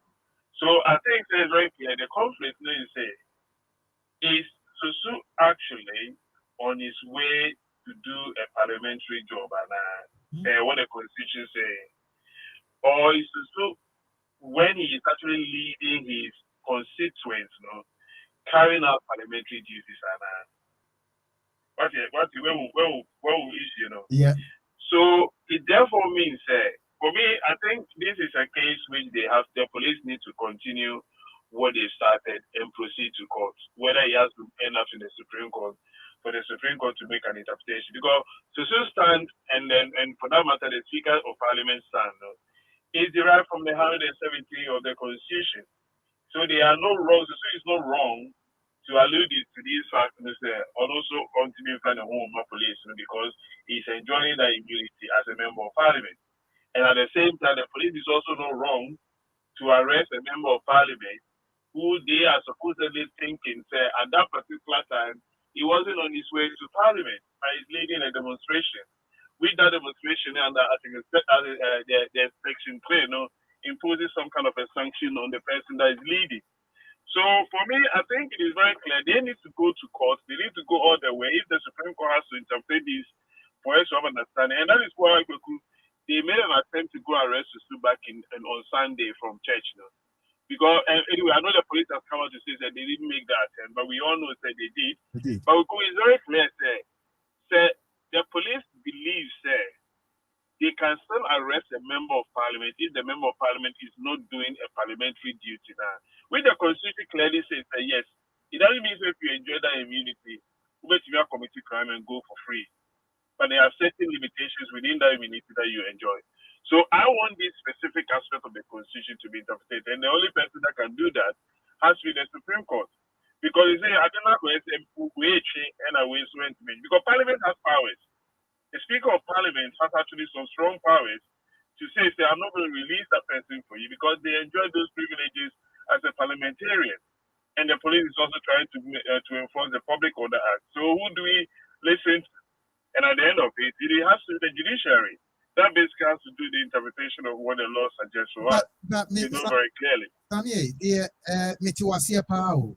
The UTA submission Ashley was saying, when the demonstration was organized and when it was ongoing, it was a demonstration almost take key is a permit, from the police. So the police were aware the number of people who were going to be involved in the demonstration, and they provided the police to assist them. So therefore, anything that happened, I understand where you're coming from because you want to deal with that parliamentary privileges now, immunities now, attached to MPs. So therefore, if it's the MP Bonia, at a point, we should be able to arrest that particular MP. So the police should do whatever they can to get this guy. But what I am also saying, from what Mr. Nunone Ashley and Anita Inayaka, if some crime were committed, it should have been committed in the glare view of the police. Why didn't they affect arrest there and then? And now, and in America, the police problem that they have, the challenge that they have in now is when let me use the word manning a demonstration, or the police are in charge of a demonstration now. You have to have an understanding that you are dealing with numbers. One of the challenges that the police is going to face is to ask whether they can be in places at every single time. If you're having 10,000 people in demonstration, and you have police force which is only about numbering about 100. It is virtually not possible for the police to be able to know what is happening everywhere. They will know it's not possible. I will actually think, say, the direction of the police attention should also be on in leading them in going to these demonstrations and policing these demonstrations. Now that we're talking about digitization, this is an opportunity for us to think about having cameras that will be recording these demonstrations. Because if you want to enforce the Public Order Act, as per what the Constitution clearly states now, you enforce it from two angles in terms of the criminal damage. You enforce it from the leader, or you enforce it from the person that actually carries out the criminal damage to public property. So if you have cameras to be able to identify those people, you don't need to go for the leader, because it's everybody's responsibility in demonstration that you won't have to abide what the rules of the demonstrations are. There is nothing in our constitution which gives anyone the right to for criminal damages in the demonstration. Demonstrations are meant to be peaceful. But that's not the point of contention. My point is quite very simple. One, irrespective of whether the police they gave the go ahead for the demonstration to go on. That is not a question of debate. The real issue is has the police been able to identify those specific individuals that committed those criminal damages now? If they cannot identify them now, they will have to go for the leader. That is how it is. It is very, very simple. Because it is a point, but I understand the challenges. The challenge is the right to we should be able to police everywhere. But we have to have understanding. Is the numbers. If you are dealing 1 million people, can you actually be able to police all the 1 million people? No. So people also need to take those responsibilities. But me, I want it transferred, because if from what I'm hearing is actually true, which the NDC seems to be making their case there, they can see a political angle coming from this, because the whole idea is not about Susu, but rather to make a case and go and arrest President Mahama. I'm hoping that is not the case. But if the police, from the independence that they say they enjoy, they actually carry out their duty clearly, independently, without anyone pushing them to do that now, I think the place that they need to go is to take this matter to the courts. And where else would you go than to get an interpretation of it? I don't know what the summons will be. I mean, I don't understand what the law means, how they can actually summon this and take it to the court. But there is a clear provision in the law. So obviously, I'm sure there is something that they can use, then take the case to court, then it ends up in the Supreme Court for the interpretation of what the law basically says on this matter. Some of you say that's what you saw for so on. No, it was one story there was discussing petrol prices. Or mind more a day. This is to say, you too much Sunday. Sunday over sorry, but now walk to offering no many now walk come about from over police station in near to. I say you were now. Ufra sorry, they now go to petrol. No, I can't so sorry, they now, but what? Yes, he said there's something in Guan or go Charlie. I don't know if you say, can we really blame the government? Hikes incremental petrol. So now, you say, man, you woman petrol no to be crowned. And yeah, talk a free man on it. Yeah, how far? Say, I mean, look, I say, petrol boy, yeah, and cast and also qua neco. Only I need to me who know. The papa could dear, papa time, man, who said. Who could you Bonsu? I feel no better beer. Yeah, you took petrol more, Cassa. Yeah, my friend was going to be there. Was a petrol boss, I was with you move. Now, so Nika.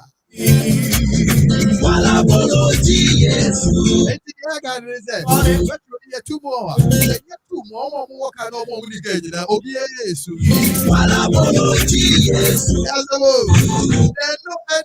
Sam George Ababontin Abeka say, Sam George say, we vote in Ghana, not across the globe. Sam George claps clashes with the presidential staffer. Now, this is what he has to say. Also, Samuel Nati George, the member of parliament for Ningo Pram Pram, was compelled to remind the presidential staffer Nana Hesse Ujiri of the fact that elections held in the country are within the country's territorial borders after the latter attempted to blame the increment in fuel prices on the world market. At least, you say what is happening now and in the market, and yet Ghana is everywhere.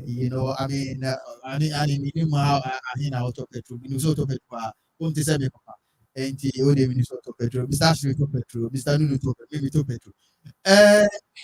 It's not from Ghana, and the government can say what is happening, and yeah, Ghana problem, name where you are seeing our problem. At what point can we differentiate the line between what we can say this is the responsibility of the government and this is not? Can we really do that, especially when it comes to fuel? And we have politicians. Mr. Ashley. When it comes to, I'm saying your economic well-done for utility, right? And the only way the friend need and want. Petrol, you can't choose to want it. It's a need.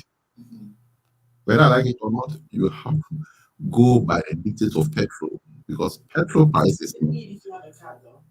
No, not at all. Factories and everywhere. Everything is petrol. It's energy that propels.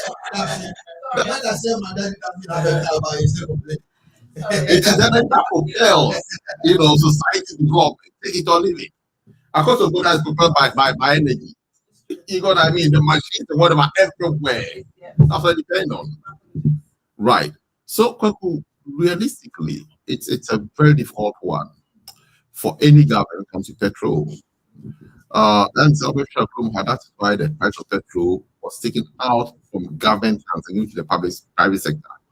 Compete, set your prices. If you increase so much, nobody will buy your petrol, they'll go to other areas to buy petrol. But that is fair trade. And even though the price, the standard is still there. They know how much. That's how market economy works. Exactly. So you cannot increase the price over and above. If you do, nobody will come. That's the question. But they make sure too that you can never, as a cartel or something, just collude and be able to manipulate the populace. Well, this is done by the government anyway.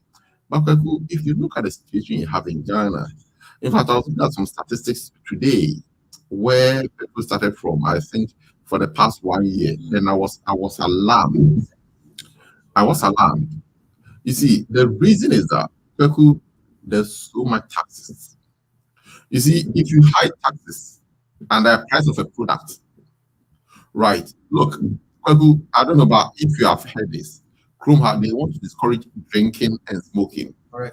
One person, I know where they put it. They put it through taxes. Exactly. It will discourage from getting it. Yeah. But the reason is these are not needs; they are wants in economic terms. And see, we are when you have choice. So that's what you need. Not what is getting. I know. When you just say toy wine and spirit, I want that no more doing it. It doesn't affect everybody because you'll be an normal spirit, you'll be an normal son. But petrol, upo, folk bus, folk taxi, whatever, and our car, top petrol, so our P, one P over there, over there, you say, you are calling digitization. And you have to do now, digitization and digitization. That's right. But besides that, if you have to stay in your home and do it, don't forget, before you provide electricity energy, they will use fuel at some point. Therefore, on the passing through electricity now use with your to actually affect you. Therefore, fuel is very, essential. It's an essential commodity for society. And say what we have to look at carefully, and they say what are the taxes involved right? That's involved in the price of fuel. Saying I identify the tax involved in the price of fuel, then we can see because Kwaku say I can't say because the world market price of fuel is going up. Kwaku, you true for a home. Kwaku, we are now producers of oil. Kwaku, I'll tell you for a fact. I'm not there, and I don't think I can get there, but I think government can go and contract millions of loans. Not your own refinery and refine our own oil. Tomorrow refinery for now, I don't think it works. To my opinion, let me put that way. But we could build a capacity which will accept the whole Ghana. You refine our own oil. You are low. I build your refinery. You refine your oil. Maybe. However, what happens is interest in the whole oil it's about 10%, isn't it? It is, yes, 12%.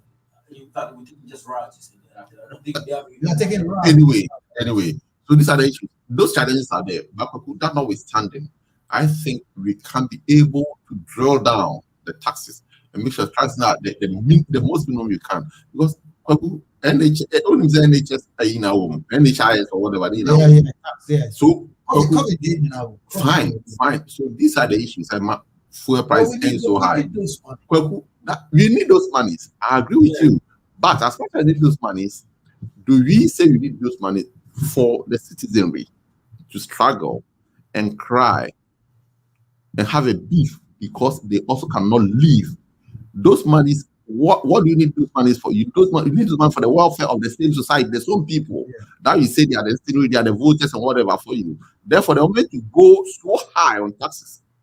No, right? At a point, you are losing out. And don't forget, one of the business meanings of a kaya, because those days when I was a young man, let me call it a small boy, even not a young man. The budget is only petrol. Everybody the budget is petrol, nothing else, only petrol. So the point is, when you set the economy, to this level, not to say petrol without petrol, and we are a third world country anyway. Even the Western world have an issue with it, let alone a third world that you need to be because your friend is saying, wind energy, the basic source of energy, right? Then I mean, of course, as it is, it's run by petrol.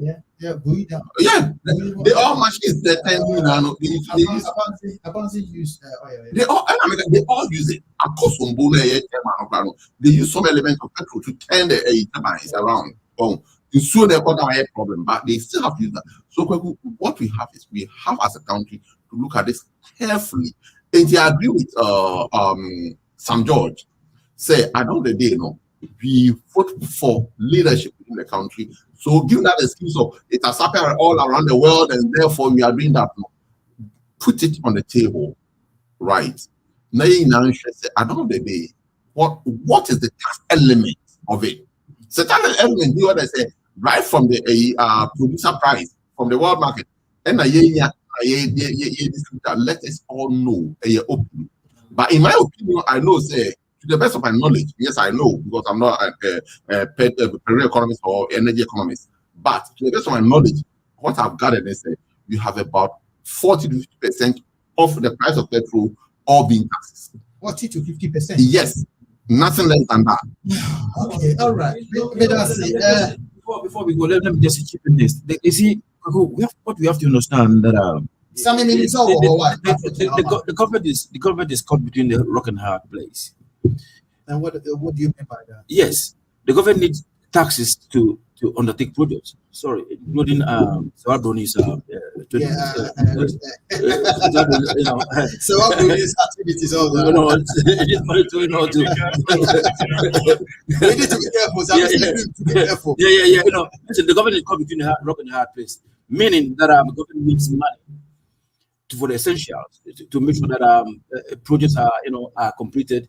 It needs the money for infrastructure. It needs money for other things.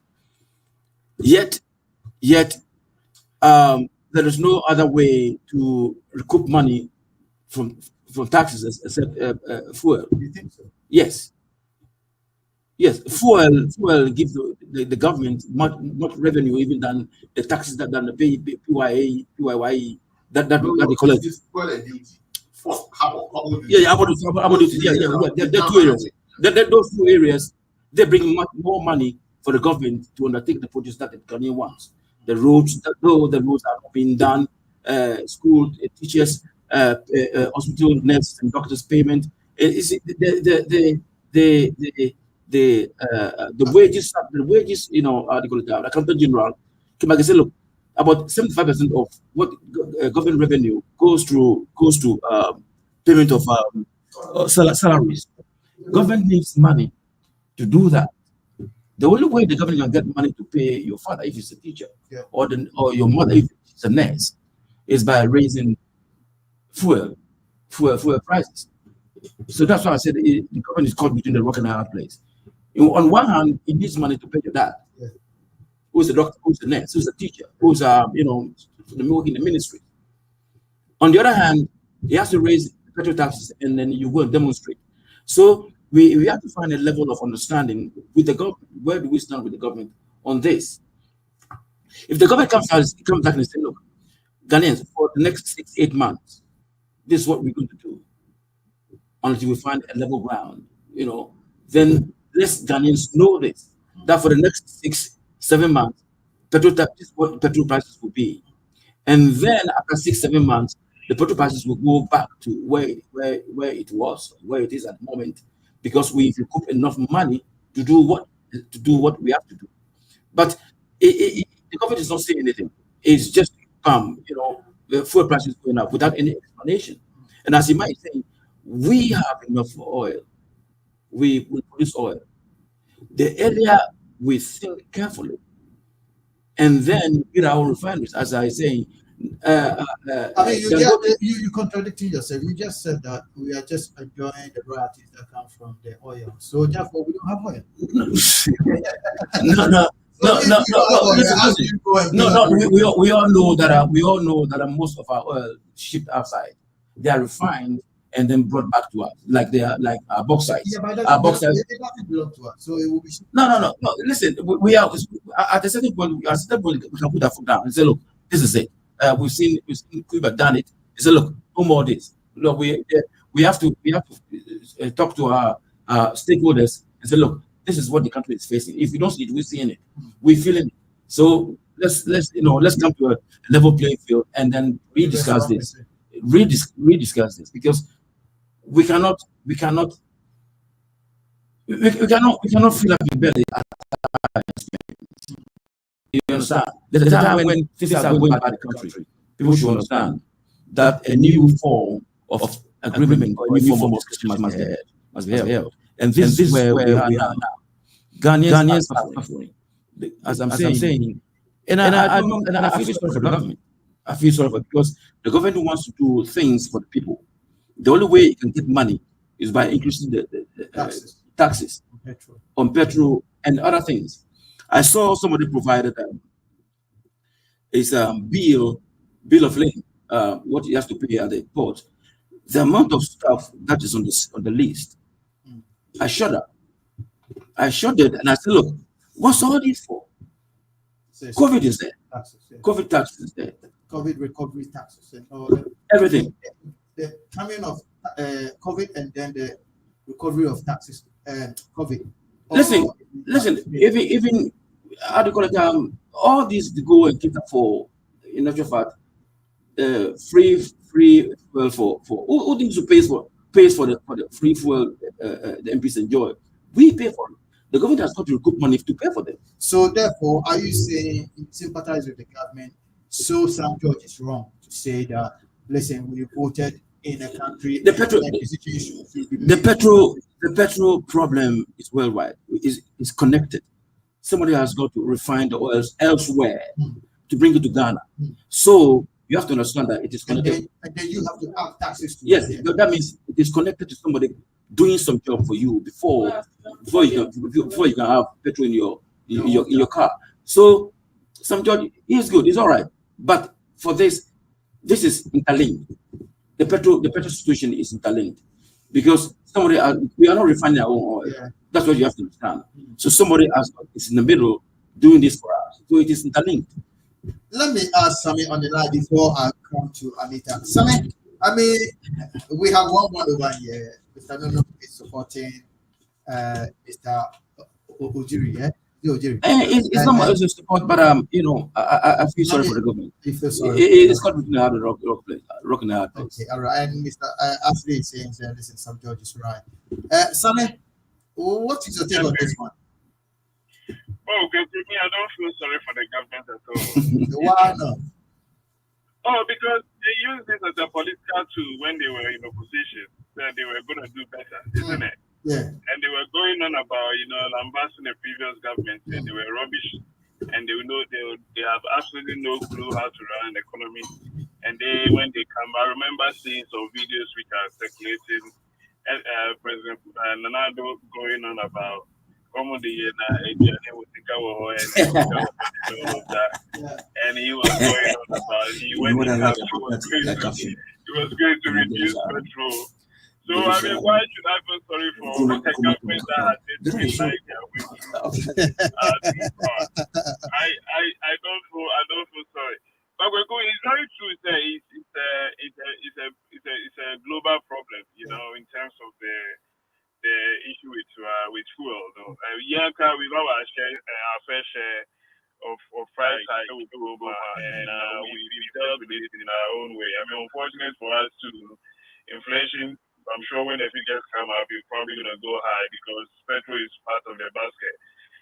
Things that they do count. So it's not a good thing at the moment globally. But some of these problems, they are self-inflicted. So if today people are lambasting the government, people are crying, it's right for them to do that. People to hold the government responsible. We're in the story, and I didn't realize it, which is quite important.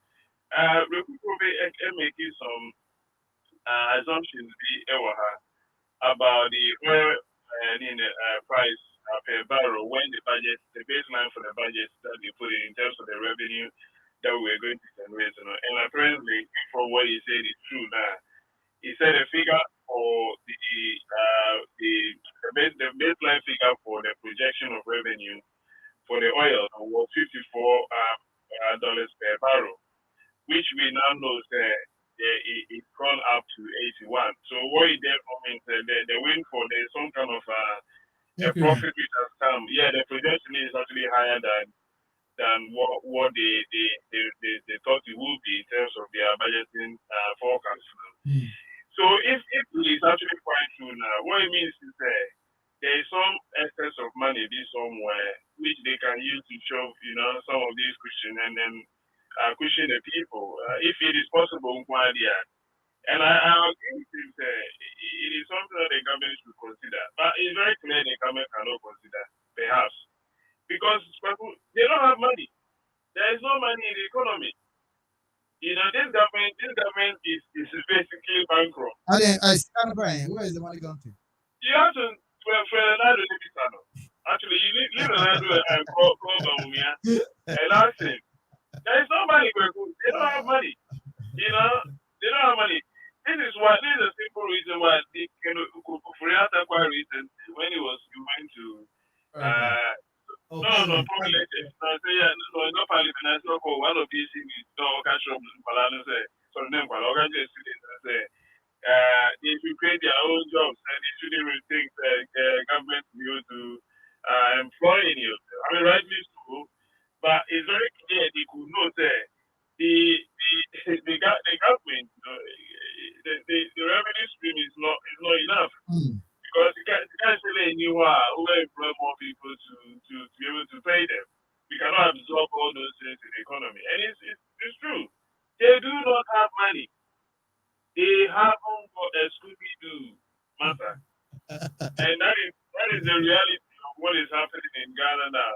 You have all these people going on and on and on, telling us like they are the most intelligent people ever in the country. And they even continue talking about the idea that what another has done is unprecedented. And Kwame Nkrumah put vida. I mean, they have these people. What world are they living in? There's no money. It's very clear. They don't have money. To you are blaming the government for bad policies. Well, And yeah, now say you are blaming them because they take for that. They did it to the previous government. You don't have sympathy for them. no, Whether I do not have why sympathy for them at all. I do not have sympathy yeah, but for them whether at you all. have sympathy for them or not, the Ghanaian, ordinary Ghanaian is suffering. So therefore, what are you saying? And they say we have to hold them responsible. Is that what you're saying? Of course, we have to hold government responsible because whatever the issue of in the economy is not necessarily an issue of perpetual problem. The economy itself is struggling. The city to the dollar, as you can rightly say, has gone up again.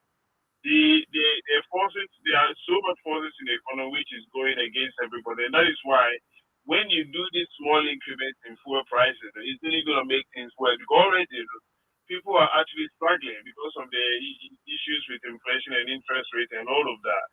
You know, talking about unemployment, in the economy. So there were fundamental problems that the economy is facing, which it has to be resolved. So when you don't resolve those things and you hike petrol, it becomes a massive problem. This is going to hit every single thing again. We could go by saying two petrol. They are two petrol, but we are still living. Yeah, but we are still okay because the fundamentals are not that weak.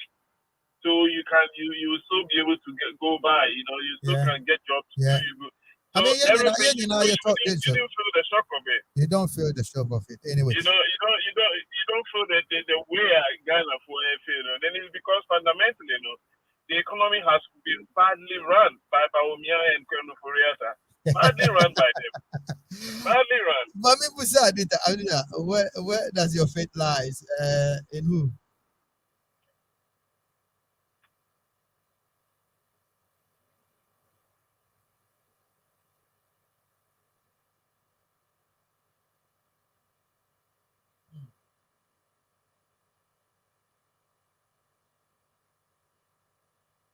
Say it's coming, at least.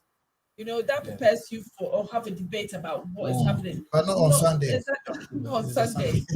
you don't want a situation whereby it just always kind of keeps on going up. It's not like it's going up once a year. Yeah. It's quite often. And if that's the case anyway, now you need to be sort of aware. And I think that's one of the things that the government is failing the people thinking said that they can increase anytime that they want to. But the people need to be aware, they need to know in advance, what's about to happen. As to whether it's a good thing or I guess we all know so they need that money to pay fees and government workers and stuff like that. But we also know that a lot of Ghanaians don't get paid. Like they're struggling to get their pay. Yeah. Maybe this is a nurse anyway. 1 year, but I won't pay my and nurse Really? 1 year I won't pay my 1 year. Can you imagine if you are the only one in your family that can actually support your family? How are you going to survive? I mean, you saying that I can't hear about somebody I was talking to say. There are companies in Ghana now, they will employ you today and they will pay you 12 months time. And they will tell you that is your contract. We employ you in January, you only get paid in December, 31st December. And within that period, when you get stuck, you lose all your money. And this is happening in our country. And you are talking about a nurse. So now it's confirming what I've been told. Don't get their pays. And it's not just that teachers as well that they don't get paid. They'll wait and that's the system. I don't know where the details will go to say boom, that's what they say. But how is that right? As a woman or as a man anyway, that needs to support your family. You've worked so hard to help your country and work and support it. But obviously when the time comes now, you don't get paid. But the reason why I'm saying that is because we are saying that the taxes help to pay for government workers or civil But it's a lot of people that work to support, like our nurses and our teachers that's supposed to be helping build the economy in terms of the country itself, and our children's education and our health. They are not getting the support they need anyway. So as to whose fault it is anyway, it's a different subject for different dates. But we are saying this is where it's going to. So where has all this money that they tax and all that stuff? Where does it go to? In a very consistent and efficient way, where does it go to? Because it needs to be well, so that's what I can add to that. Let me ask Mr. Ashley, he's the accountant over here. Now, Mr. Ashley, there should be a way this government there's something that the government needs to do is not doing right, isn't it? I mean, if we talk about taxes, we have so many people in the tax bracket who are not paying taxes. And we have certain people who pay taxes and they are being hit with taxes. And let me give you an example. The truck driver doesn't pay tax. When I was in Ghana, I had my own truck. Okay, I was working and I was paying tax. Fine. But the sales that my driver was making to me every week, every day, it was free money. It wasn't free money because it was buying petrol. It was paying tax. Yeah, but petrol and petrol should be part of it should be cost towards the money that you make. So you can't say it is you are paying and buying petrol. So in this country, companies buy petrol. We have transport running in this country. They also buy petrol, and this petrol that they buy, there are some tax element in it. But you still, at the end of the tax year, you have to prepare an account and make sure that you take. If you make a profit, you make a profit, then you have to pay certain amount. Right, yeah. So therefore, they say the way they are running the economy, it looks as if they haven't been able to extend the tax bracket to cover, especially people, the rich, especially because it's not the poor who is running the draw or taxi. We have the rich people buying cars and giving it to people to drive for them, and this money coming to them, they're not paying any taxes on them. I mean, we're talking about kaya use and things like that. Even we are not saying that kaya use is a good job, but if somebody is working as a kaya use and the government is taking care of them, paying your child's school fees, doing that for you, taking if you go to NHS insurance is free and things like that, then we have to find a way to drop this money back so that it can go back to the system to make the system ruined. Okay, go on.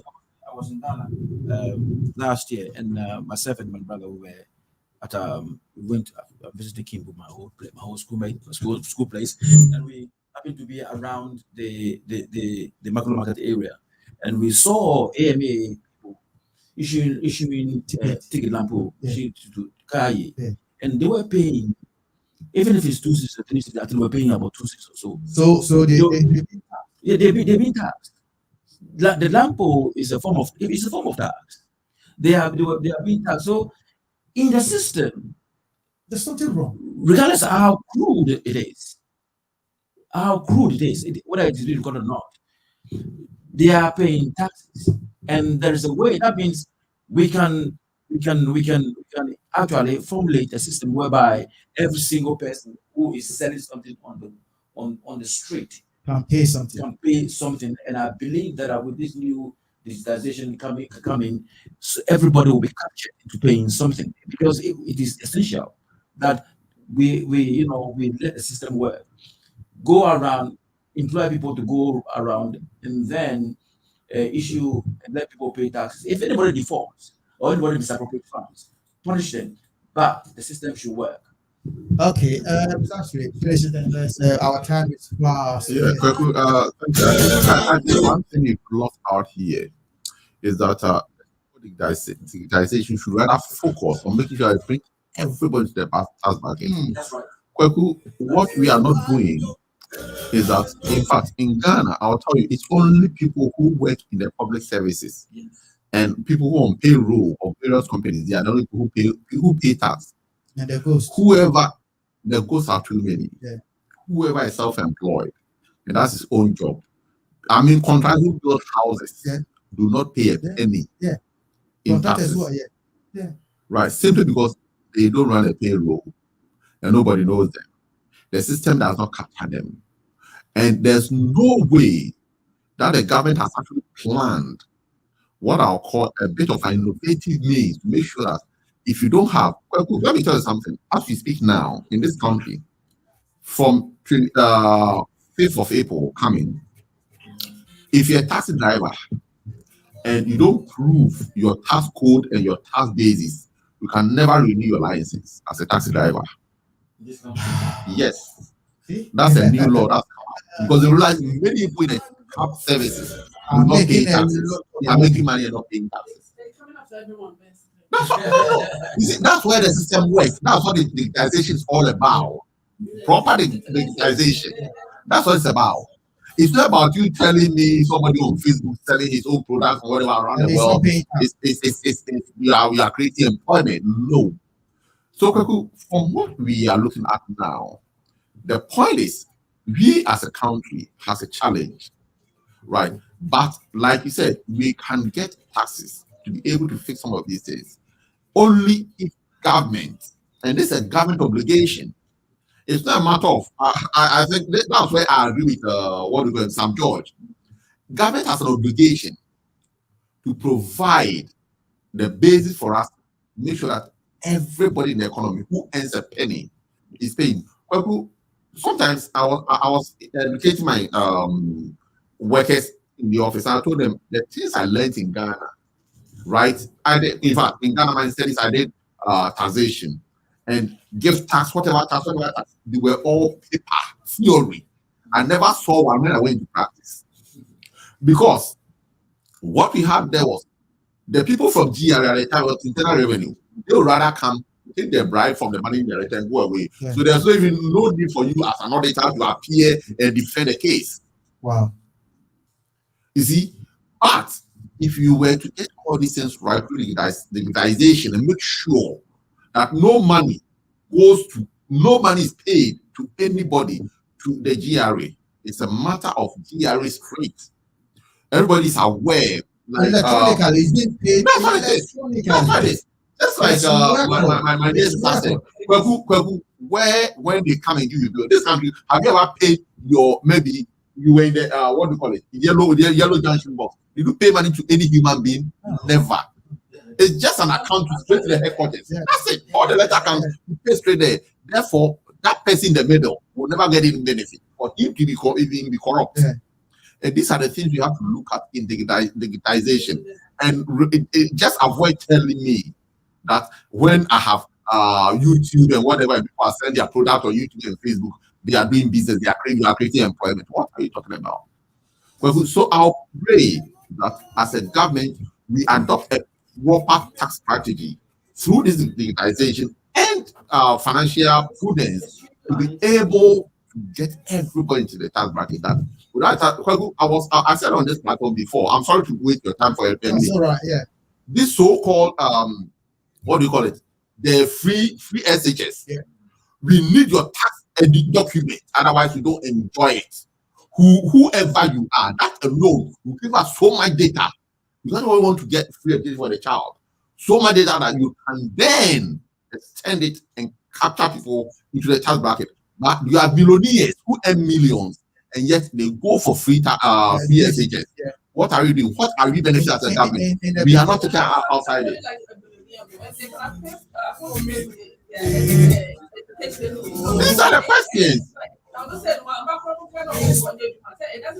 No. Let me tell you, the rich people in Ghana, we have lit schools in Ghana. We have Achimota, Adesada, all these big schools. Yeah. They are all free. This is where the rich men send their children to. That's the point. Okay, but they cannot take from the government, profit. That's the point they are making. All right,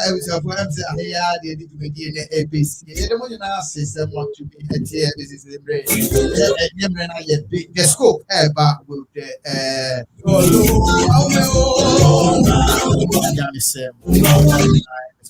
want to make a deal for yes, sorry. I think I'm home to see the bad home.